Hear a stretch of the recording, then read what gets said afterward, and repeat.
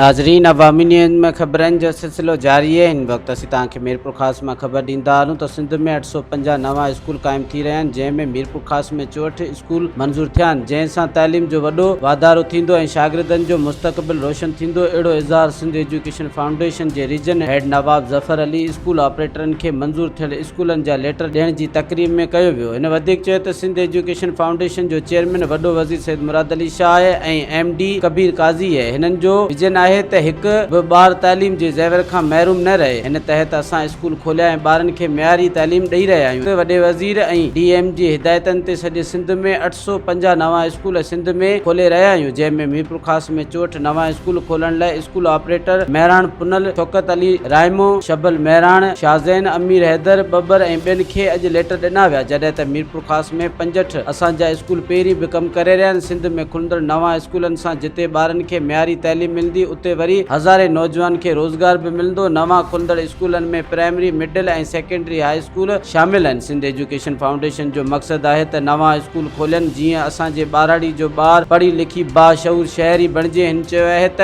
Partner ईमानदारी सां पंहिंजो किरदारु अदा कनि जी तइलीम खे बहितरीन सघ मिली सघे। मज़ीद खबरों और तफसीलात के लिए विजिट करें हमारी वेबसाइट www.awamiNewsHD.com।